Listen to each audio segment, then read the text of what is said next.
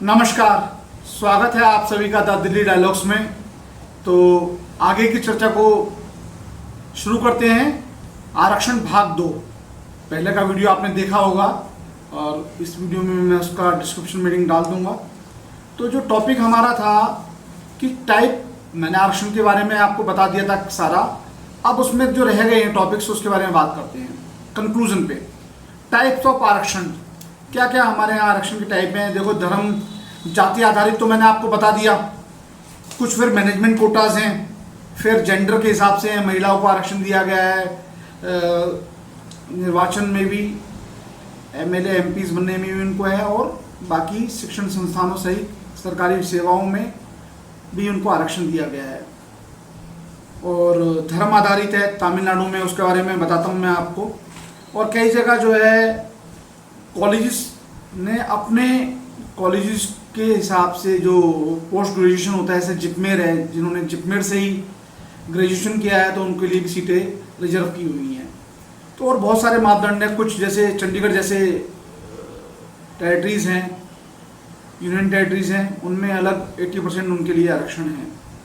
अब आते धर्म आधारित आरक्षण पे। धर्म आधारित आरक्षण क्या है तमिलनाडु में? क्या है, मुसलमानों के लिए और ईसाइयों के लिए 3.5 सीटें पहले आरक्षित थी। ओबीसी का कोटा 30% था, फिर उसे घटा के 23% कर दिया। उसमें से मुस्लिमों को हटा के और ईसाइयों को हटा के उनके लिए अलग से आरक्षण की व्यवस्था उन्होंने कर दी। और ये आरक्षण की व्यवस्था बिल्कुल जारी रही। 2006 में जब पूरे आरक्षण के ऊपर बवाल था, दिल्ली में आग लगी हुई थी, पर तमिलनाडु में, दिल्ली में विरोध प्रदर्शन हो रहा था, पर तमिलनाडु में पूर्णतः शांति थी, कोई चर्चा भी नहीं थी। तो ये तमिलनाडु में तो हालात ये थे, इस प्रकार से हैं कि वहाँ पे जो अपर कास्ट है, अपर कास्ट वहाँ से छोड़ के जा चुकी है अधिकतम, क्योंकि वहाँ पे जो जिनको ब्राह्मण कहते हैं उनकी जो लुंगी खींच लेते थे, जो धोती बांधते थे, धोती खींच लेते थे, उनको मनचाहे सड़क पे पीट देते थे। किसी ने अगर टीका लगाया हुआ है तो उसको, तिलक लगाया है तो उसको पीट देते थे। तो बहुत दुर्व्यवहार उनके साथ था। तो एक विशेष जाति जो ब्राह्मण जाति है, उनमें से बहुत सारे लोग विदेशों में जाके सेटल हो गए। तो आरक्षण के समर्थन में और उनके विरोध में बहुत सारे पक्ष हैं और विपक्ष बहुत सारी चीज़ें कहते हैं। एक तो सामाजिक न्याय सबको मिल जाए, समर्थन वाले कहते हैं कि सबको सामाजिक न्याय की व्यवस्था हो, और विरोध वाले कहते हैं कि भाई हमें आरक्षण की वजह से जो है एक 0 नंबर लाके भी उसका सिलेक्शन होता है, या बहुत कम नंबरों पे सिलेक्शन होता है, या 90% नंबर लाने पे भी हमारा सिलेक्शन नहीं हो रहा, हमें आजीविका नहीं मिल रही, हमें रोटी नहीं, मतलब सरकारी नौकरी नहीं मिली, सरकारी सेवाओं में हमें नहीं आने दिया जा रहा। हालांकि शिक्षा की गुणवत्ता में कमी आई है आरक्षण के कारण, परंतु और बहुत सारी चीज़ें हैं। अब जो मुख्य बात है, सर कंक्लूजन, उस पर हम विचार करते हैं। आपने मेरा पहला वीडियो बड़े ध्यानपूर्वक सुना। अब आते हैं मेन कंक्लूजन पे। मैं दोबारा वो जो पहले मैंने प्रश्न किया था, मैं दोबारा रिपीट कर रहा हूं। Is there need of special provision for less privilege people of this country of India? क्या भारत में जिन लोगों को सुविधाएं नहीं है, उस वर्ग को किसी प्रकार के आरक्षण की आवश्यकता है? तो मेरा उत्तर है बिल्कुल है, उनको आरक्षण मिलना चाहिए। 2 प्रकार के आरक्षण हैं। एक आरक्षण है जो यूएस और यूएसए में और यूके, यूरोपियन कंट्रीज में चलता है, कि उसमें क्या है, जिनको आरक्षण देना होता है उसमें एक एलिजिबिलिटी क्राइटेरिया डिसाइड कर देते हैं। मान लो 100 में से 50 अंक उनको लाने हैं और वो नहीं ला पाते, उनको 5 नंबर वो दे देते हैं। अगर तुम 45 लाओगे तब भी हम आपको मान लेंगे, इसमें ग्रेस दे देंगे, पर वहाँ कोई सीट रिजर्व नहीं है।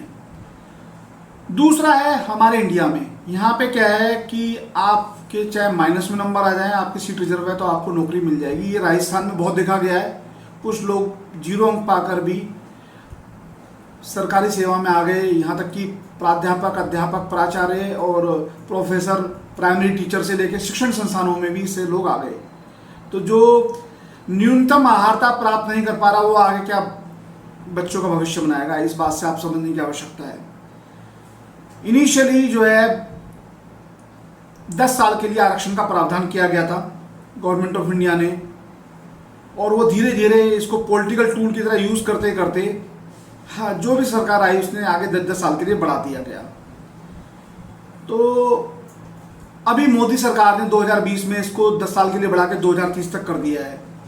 आरक्षण का बेस, रिजर्वेशन का जो बेस था वो कास्ट पे था, और परंतु एक बात जो सबसे बड़ी चीज़ है कि जो मान लो किसी को आरक्षण मिल गया, कोई सिविल सर्वेंट बन गया, IAS, IFS, IPS, IRS या PCS या कोई अच्छे पोस्ट पे वो लग गया, तो क्या वो भी प्रिविलेज हो, उसके बच्चे ही अंडर प्रिविलेज होंगे?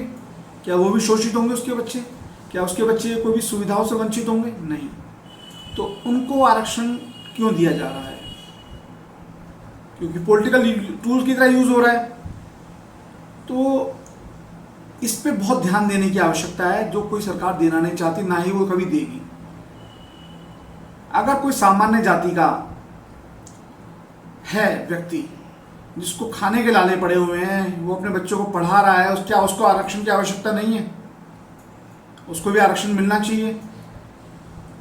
और जो IAS है परंतु दलित समाज से है, उसके बच्चों को आरक्षण की आवश्यकता है। ये बहुत महत्वपूर्ण पॉइंट है। माननीय सुप्रीम कोर्ट ने 50% की सीलिंग कर दी थी आरक्षण की, परंतु वो सीलिंग अब जो है 49.5% से अब 59.5% हो गई है। कोई 10% का जो है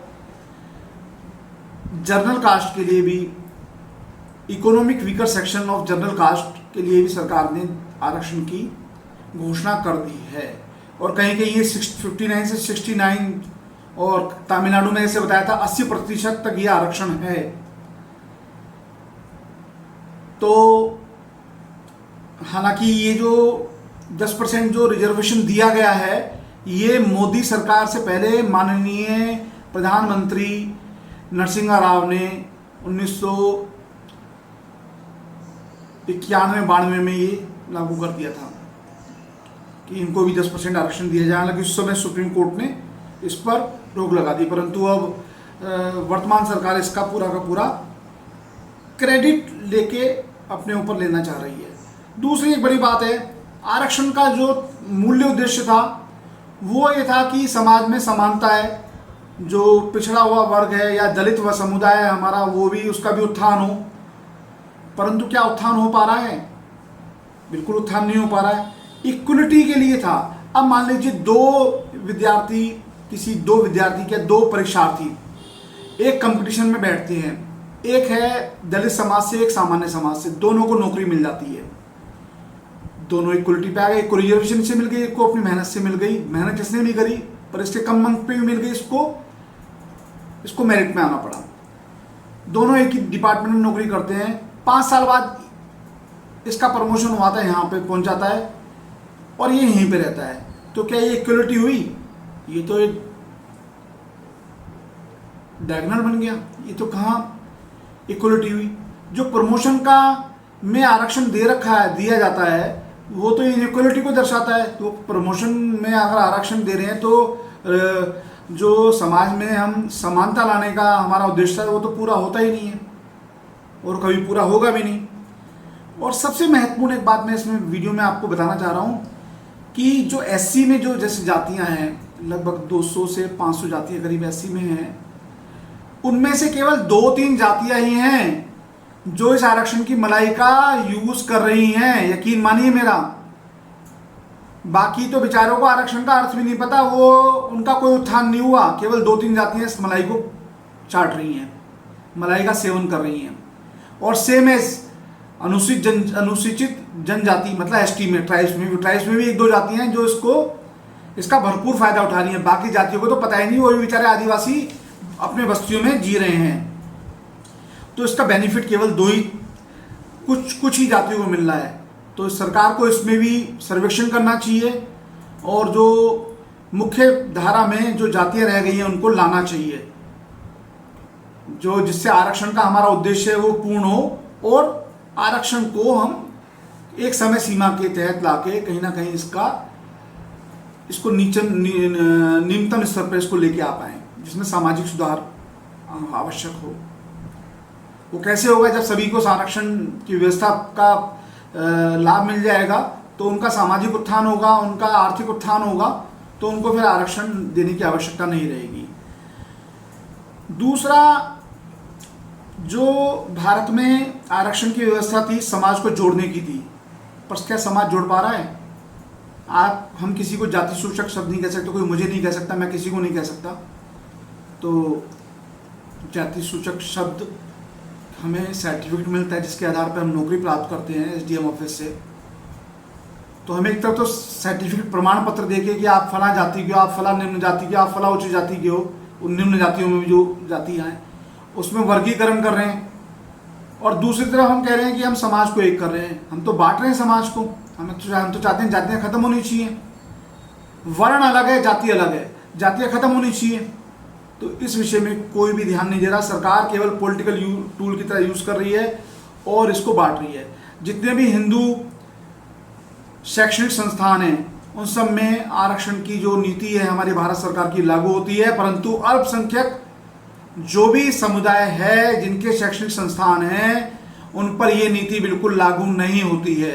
चाहे वो एएमयू हो या सेंट स्टीफन कॉलेज हो या जामिया मिलिया हो, उसमें कोई आरक्षण की नीति लागू नहीं होती है। इस पर कोई बोलने को तैयार भी नहीं है। क्या ये आरक्षण कभी खत्म होगा? फिलहाल वर्तमान स्थिति को देख के तो नहीं लगता कि खत्म होगा, क्योंकि जो जातियां अभी अंडर प्रिविलेज हैं उनको तो इस आरक्षण का एससी में ना फायदा मिल रहा ना एसटी में फायदा मिल रहा, तो कैसे खत्म होगा? भारत सरकार को इसका सर्वेक्षण कराना चाहिए। जिन जातियों को इसको आरक्षण का लाभ मिलना चाहिए उनको लाभ जरूर दें, और साथ में एससी हो या एसटी हो या ओबीसी हो, एक न्यूनतम अर्हता जरूर रखें कि ये नंबर तो आपको लाना ही है, अन्यथा आपकी सीट जो है जर्नल में रिजर्व हो जाए, जर्नल में परिवर्तित हो जाएगी। ऐसा ना हो जो माइनस नंबर लेके आ रहा है, नेगेटिव मार्किंग लेके आ रहा है, 0 अंक प्राप्त कर रहा है, उसको भी नौकरी दी जाए, वो बहुत ही गलत होगा। एक महत्वपूर्ण प्रश्न और आपके दिमाग में उठ रहा होगा, मैं भी इसका उत्तर दे देता हूं कि बहुत सारे दलितों का धर्मांतरण हो रहा है, मिशनरीज धर्मांतरण कर रही हैं, तो उससे हम क्या कर सकते हैं? उसमें हम तो भाई कुछ नहीं कर सकते। उसमें धर्मांतरण हो रहा है तो हो रहा है। धर्मांतरण में दलितों का धर्मांतरण कर रही है मिशनरीज, तो उस धर्मांतरण केस में उनको ईसाई बन गए। भाई किस लिए ईसाई बने? ईसाई इसलिए बने ना कि हम जो जातिगत समस्याएं से निजात पाएं, परंतु क्या उन्होंने अपनी जातियां छोड़ी? नहीं, जातियां नहीं छोड़ी उन्होंने आरक्षण का लाभ ले रहे हैं, चाहे वो मुसलमान बन गए या ईसाई बन गए, वो अल्पसंख्यक तो बन गए, परंतु वो अपनी जो एससीज हैं एसटीज हैं वो जातियों का पूरा लाभ ले रहे हैं। तो इसको भी, जो कंप्लीटली अनकॉन्स्टिट्यूशनल है, असंवैधानिक है, इसको भी रोकने की अत्यंत आवश्यकता है। और सबसे बड़ी बात है, पॉलिटिकल पार्टीज इसको कब तक टूल की तरह यूज करेंगी,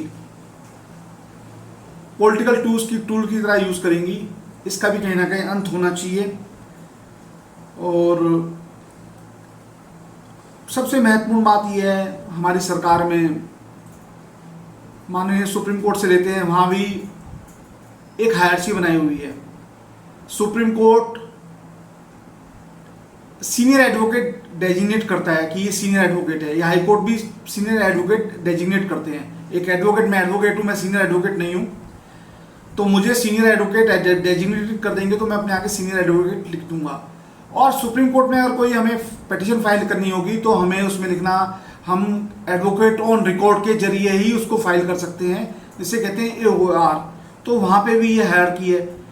समाज में तो हायरकी फिर होगी ना, और ये हायरकी तो कहीं ना कहीं रहेगी। समाज जो बनता है उसमें शिक्षक, क्लर्क, प्रिंसिपल, एक स्कूल का मॉडल ले रहा हूँ, विद्यार्थी, पियोन, प्रिंसिपल और लाइब्रेरियन, लैब कर्मी, लैब असिस्टेंट्स, लैब डिपार्टमेंट्स, ये सब मिलते हैं। ऐसे समाज में दुकानदार भी हैं, सब्जी वाले भी हैं, मकान बनाने वाले भी हैं, हाउसकीपिंग वाले भी हैं, हाइजीन ऑफिसर भी हैं, और शॉपकीपर्स भी हैं, बिजनेसमैन भी हैं, पब्लिक सर्वेंट्स भी हैं, पुलिस भी है, डॉक्टर भी है, नर्स भी है, वार्ड वाइज भी हैं, लैब्स भी हैं, और सब मिलकर समाज बनता है। सारे ना आईएएस ऑफिसर बन सकते हैं, ना सारे डॉक्टर बन सकते हैं, ना सारे इंजीनियर बन सकते हैं। तो समाज में सभी के योगदान की आवश्यकता है, इस बात को समझने की बहुत गंभीरता से जरूरत है।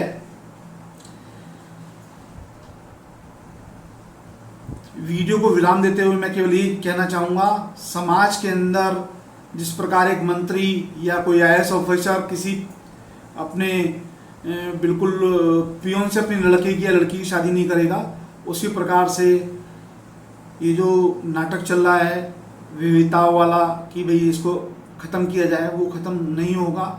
उनका आर्थिक उत्थान करो, सामाजिक उत्थान करो, पर ये जो एक दूसरे के ऊपर दोषारोपण है उसको कहीं ना कहीं हमें बंद करने की आवश्यकता है। कहने का अर्थ ये है कि आरक्षण का लाभ एससीज और एसटी में सभी जातियों को मिले।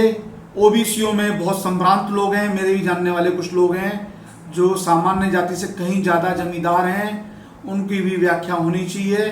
साथ के में जो हमारी एससी जाति में हैं उनमें सभी को लाभ मिले, कुछ जातियों को लाभ जो ले रही हैं उनकी समीक्षा होनी चाहिए। और जो अधिकारी बड़े बन गए हैं एससी एसटी में, उनके बच्चों को लाभ नहीं देना चाहिए आगे, क्योंकि वो प्रिविलेज अंडर प्रिविलेज नहीं रहे हैं, वो शोषित नहीं रहे हैं। और कहीं ना कहीं पूरे देश के अंदर अगर समानता लानी है, इसका मैं निवारण जो बता रहा हूँ ये महत्वपूर्ण है। आखिरी की 30 सेकंड, जो अगर हमें समानता लानी है तो इस समानता को केवल और केवल भारत के अंदर आरक्षण हो, अवश्य हो। एससी एसटी को भी आरक्षण दें, बिल्कुल दें, कोई जो उसमें ढील नहीं है। उस आरक्षण को कहीं ना कहीं उसके परसेंटेज की समीक्षा करने की आवश्यकता है। साथ में जो आरक्षण का जो आधार होना चाहिए वो आर्थिक होना चाहिए, चाहे उसमें कोई अगड़ी जाति हो, कोई राजपूत हो, कोई वैश्य हो, कोई ब्राह्मण हो, कोई दलित हो, कोई मुस्लिम हो, कोई ईसाई हो, कोई अदर बैकवर्ड कास्ट हो, कोई भी हो, उसका आधार और आधार केवल एक आधार होना चाहिए, वो होना चाहिए उसकी आर्थिक स्थिति।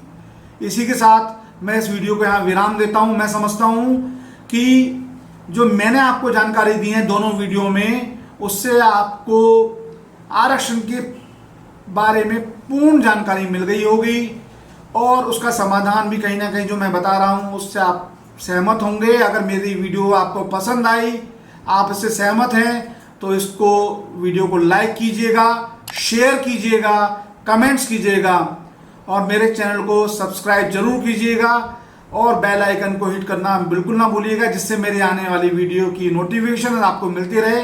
तब तक के लिए नमस्कार।